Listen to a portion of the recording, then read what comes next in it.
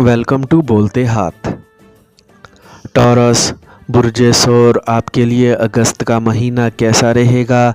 आपके business, career, तालीम, सेहत, शादी, तमाम चीज़ों पर डिटेल से बात करेंगे।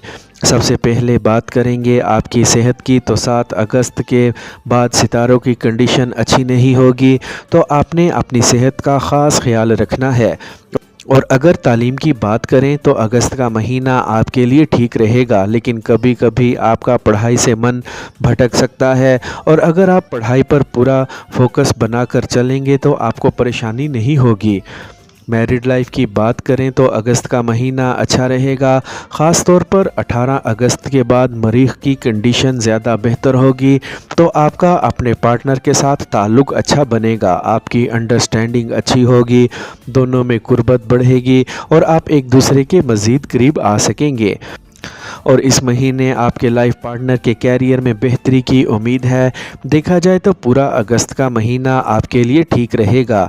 और अगर कैरियर की बात करें तो जो लोग जॉब करते हैं उनके लिए अगस्त का महीना अच्छा रहेगा। बस आपने दिल लगाकर मेहनत करनी है, आपको आपकी मेहनत का फल अच्छा मिलेगा। इस महीने आप अपने मुखालफीन और हासदीन पर हावी रहेंगे। और अगर आप बेरोज़गार हैं और रोज़गार की तलाश में हैं तो आपको अपनी कोशिशें तेज़ कर देनी चाहिए, क्योंकि इस महीने आपको एक अच्छी नौकरी अच्छे पैकेज पर मिल सकती है। प्लैनेट्स की कंडीशन अच्छी है। अगस्त के महीने में किस्मत आपका भरपूर साथ देगी। बिज़नेस की बात करें तो अगस्त का महीना अच्छा रहेगा, काम आपका अच्छा चलेगा। ख़ास तौर पर 18 अगस्त के बाद सितारों की पोजीशन मज़ीद बेहतर होगी, तो आपको अच्छे माली फ़ायदे मिलेंगे। फाइनेंशियली कंडीशन आपकी बेहतर होगी। बस आपको अपने टारगेट पर फोकस बनाकर चलने की ज़रूरत होगी।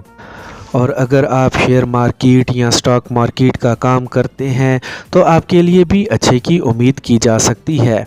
और अगर आप किसी को पसंद करते हैं और रिलेशनशिप में हैं तो आपके ताल्लुकात 8 अगस्त तक बेहतर हो सकते हैं, मगर 8 अगस्त के बाद ताल्लुकात स्लो हो सकते हैं। आपको संभल कर चलने की ज़रूरत होगी, फजूल की बहस व तकरार से बचना होगा और अपने गुस्से पर काबू पाना होगा। मेरी दुआ है अल्लाह आपको हमेशा खुश रखे।